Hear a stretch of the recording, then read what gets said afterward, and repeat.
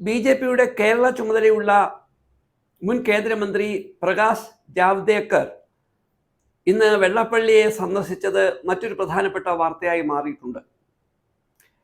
വെള്ളാപ്പള്ളി നടേശൻ പിണറായി സർക്കാരിന് ഏകപക്ഷീയമായി നൽകുന്ന ചില അനുകൂല പ്രസ്താവനകൾ ഇടതുപക്ഷ മുന്നണിക്കുള്ളിൽ മാത്രമല്ല CPIM-നുള്ളിൽ തന്നെ ചില അലോസരങ്ങൾ ഇപ്പോൾ ശക്തിപ്പെട്ടുകൊണ്ടിരിക്കുന്നു. കേരളത്തിൻ്റെ രാഷ്ട്രീയ പശ്ചാത്തലത്തിൽ ശ്രീ വെള്ളാപ്പള്ളിയെ വളരെ കൃത്യമായി 2015 അടയാളപ്പെടുത്തിയത് ശ്രീ പിണറായി വിജയൻ തന്നെയായിരുന്നു. 2015 കോഴിക്കോട് പാളയത്തുണ്ടായ വളരെ അവിചാരിതമായ ഒരു ദുരന്തം,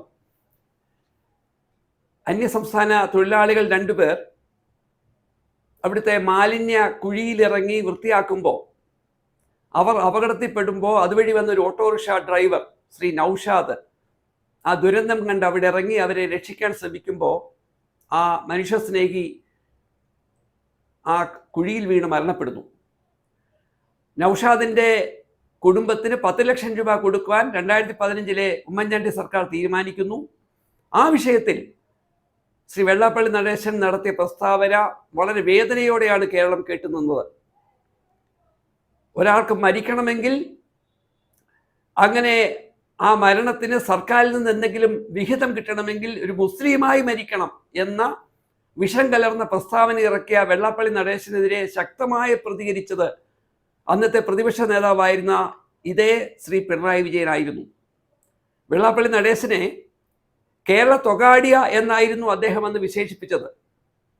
ഒരു വശത്ത് ഹൈന്ദവ ഭീകരവാദത്തെ RSSനോടൊപ്പം നിന്ന് ന്യായീകരിക്കാൻ ശ്രമിച്ചുകൊണ്ടിരുന്ന വെള്ളാപ്പള്ളി നടേശന് സ്വന്തം സമുദായത്തിലെ അംഗങ്ങളുടെ തന്നെ പിന്തുണ കിട്ടിയിട്ടില്ല എന്ന് അദ്ദേഹത്തിൻ്റെ മകൻ നേതൃത്വം കൊടുക്കുന്ന രാഷ്ട്രീയ പാർട്ടിക്ക് തെരഞ്ഞെടുപ്പുകളിൽ നിന്ന് ലഭിച്ച തിരിച്ചടി നമുക്ക് ബോധ്യപ്പെട്ട കാര്യമാണ്. ഇതേ വെള്ളാപ്പള്ളി നടേശൻ ഒരു വശത്ത് ഹൈന്ദവ വർഗീയത പരമാവധി പറയാൻ ശ്രമിച്ചപ്പോൾ ഇതേ വെള്ളാപ്പള്ളി നടേശൻ്റെ അഴിമതി തുറന്നു കാട്ടുവാൻ കേരളത്തിലെ VS അച്യുതാനന്ദൻ നടത്തിയ പോരാട്ടം മറ്റൊരു പ്രധാനപ്പെട്ട രാഷ്ട്രീയ വിഷയമായിരുന്നു. വെള്ളാപ്പള്ളി നടേശനെ പലിശ നടേശൻ എന്ന് വിളിച്ചിട്ടുകൊണ്ടാണ് VS അച്യുതാനന്ദൻ മൈക്രോ ഫിനാൻസ് പദ്ധതിയുമായി ബന്ധപ്പെട്ട് വെള്ളാപ്പള്ളി നടേശൻ നടത്തിയ 15 കോടിയോളം രൂപയുടെ തട്ടിപ്പ് ഒരു പ്രധാനപ്പെട്ട രാഷ്ട്രീയ വിഷയമാക്കി ഉന്നയിച്ച് ആ വിഷയം കോടതിയുടെ മുന്നിൽ എത്തിച്ചത്. കേരളത്തിൻ്റെ പുരോഗമന രാഷ്ട്രീയ പശ്ചാത്തലത്തിൽ വലിയ സംഭാവനകൾ നൽകിക്കൊണ്ടിരിക്കുന്ന ഈഴവ സമൂഹത്തിന് ആകെ പേരുദോഷമുണ്ടാക്കും വിധം, എന്നാൽ സമ്പന്നരായ ആ സമുദായത്തിലെ ചില താല്പര്യങ്ങൾ മാത്രം സംരക്ഷിച്ചുകൊണ്ട് അഴിമതിയിൽ മുങ്ങി നിന്നിരുന്ന ശ്രീ വെള്ളാപ്പള്ളി നടേശൻ RSSന്റെ രാഷ്ട്രീയ ചട്ടുകമായി പ്രവർത്തിക്കാൻ തുടങ്ങിയപ്പോൾ ആ വെള്ളാപ്പള്ളി നടേശനെ നഖശിഖാന്തം എതിർത്ത ശ്രീ പിണറായി വിജയൻ ഇപ്പോൾ വെള്ളാപ്പള്ളി നടേശനോടുള്ള സമീപനത്തിൽ മാറ്റം വരുത്തിയത് തന്നെ കഴിഞ്ഞ ത്രിതല പഞ്ചായത്തിൽ വലിയ തിരിച്ചടി ഉണ്ടാക്കിയെന്ന് ഇവിടുത്തെ ജനങ്ങൾ തിരിച്ചറിയുന്നുണ്ട്.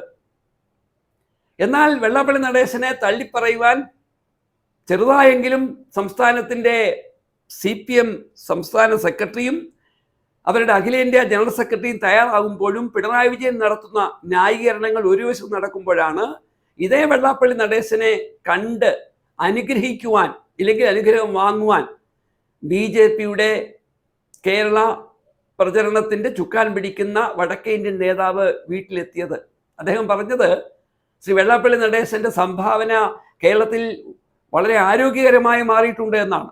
അതിൽ നിന്ന് നമുക്ക് മനസ്സിലാകുന്നത് കേരളത്തിലെ മതന്യൂനപക്ഷങ്ങളെ, വിശിഷ്യ മുസ്ലിം വിഭാഗത്തിനെതിരെ അനാരോഗ്യകരമായ പ്രസ്താവനകൾ നടത്തി കുപ്രസിദ്ധി നേടിയ ശ്രീ വെള്ളാപ്പള്ളി നടേശനെ ഒരു വശത്ത് BJPയുടെ അഖിലേന്ത്യാ വക്താവ് തോളിൽ കൈയിടുമ്പോൾ ആ വെള്ളാപ്പള്ളി നടേശനെ തള്ളിപ്പറയാൻ പിണറായി വിജയൻ കാണിക്കുന്ന ഏതൊരു വൈകലും കേരളത്തിൻ്റെ പൊതു ഇടതുപക്ഷ ബോധത്തിന് വലിയ തിരിച്ചടി ഉണ്ടാക്കും. കേരളത്തിൻ്റെ മതനിരപേക്ഷ മൂല്യങ്ങളെ ഉയർത്തിപ്പിടിക്കുവാൻ നാരായണഗുരുവിൻ്റെ ആശയങ്ങൾ കൊണ്ട് സമ്പന്നമായ ഒരു സമുദായത്തിലെ നേതൃത്വത്തിൽ ഇരിക്കുന്ന വെള്ളാപ്പള്ളിയുടെ അനാരോഗ്യകരമായ സമീപനം അത് കേരളത്തിൽ മതനിരപേക്ഷ മനുഷ്യർക്ക് വേദന ഉണ്ടാക്കിക്കൊണ്ടിരിക്കുന്നു. ഇത് തിരിച്ചറിയുവാൻ എന്തുകൊണ്ടാണ് പിണറായി വിജയൻ എന്ന ഇന്നത്തെ കേരളത്തിൻ്റെ മുഖ്യമന്ത്രി വൈകുന്നത് എന്നത് ആരെയും ഉത്കണ്ഠപ്പെടുത്തുന്ന വസ്തുതയാണ്.